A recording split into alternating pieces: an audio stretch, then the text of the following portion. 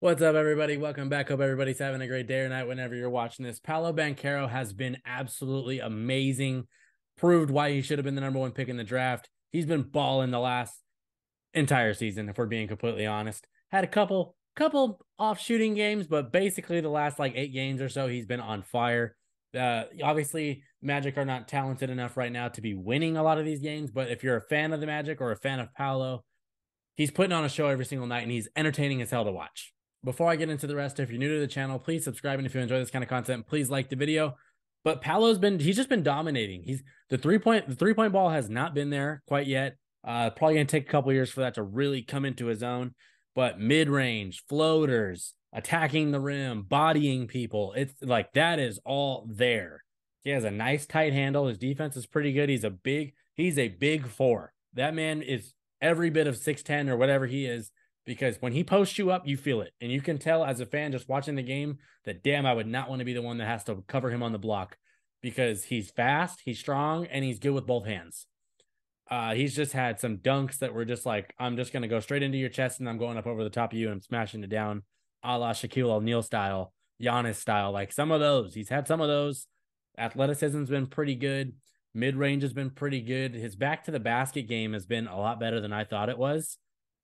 He's really just been kind of besides the three ball, he's been really complete. He's averaging like 23 points a game, over 8.5 rebounds, I believe, and then almost 4 assists. Like, if you think about that, 23, 8, and 4, that's like almost all-star numbers as a rookie. Shooting about 46% from the field. So he's being pretty efficient. He's picking his spots and he's not chucking nearly as much. And honestly, his percentages is kind of slanted down because I think he had a couple games to start the season where he was like 6 for 18 or something like that. Well, look at his shooting log just for the efficiency. Against Charlotte, 8 for 14. Against Cleveland, who has a very, very damn good team, 10 for 19. Has an off game against Dallas, 6 out of 20. Dallas is very damn good too. Against the Pistons, 11 for 18. Against Golden State, defending champs, 8 for 17. Against the Knicks, 6 for 13.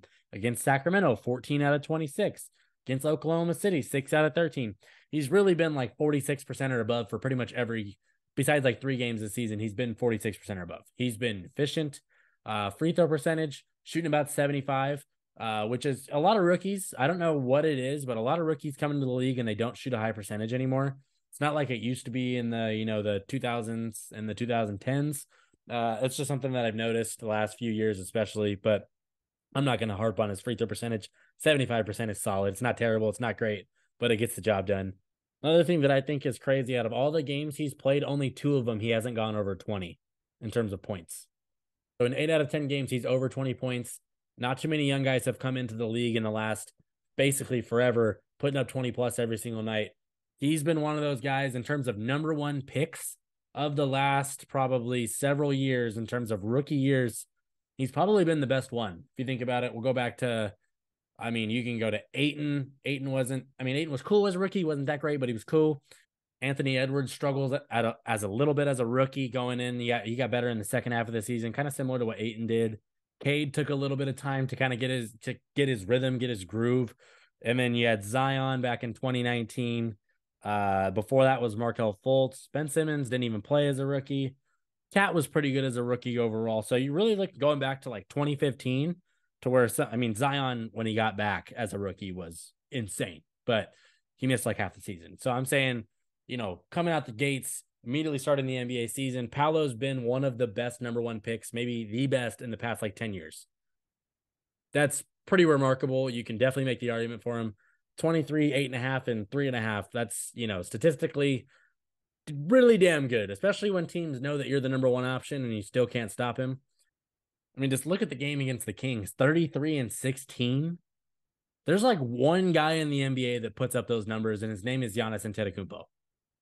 I'm not throwing Paolo into that category with him because Giannis is his own level, his own freak, his own tier. That man is S tier. That's, in my opinion, the best player on the planet. But just, and that's the only guy that's really been doing that. So Paolo having a huge game like that against Sacramento, I really love what Paolo has been doing. Puts up 29 and 8 versus Cleveland. That team is really damn good. 27 and 9 against Detroit. What do you have? 23 and 5 against Boston. Boston's going to be one of the best teams in the league. There will be the entire year. Like he's out there, and it's just a show. It's just a show. And if you're a Magic fan, you got to be super happy, no matter wins or losses at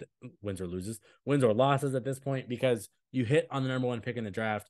He looks like the best player in the draft by a mile right now.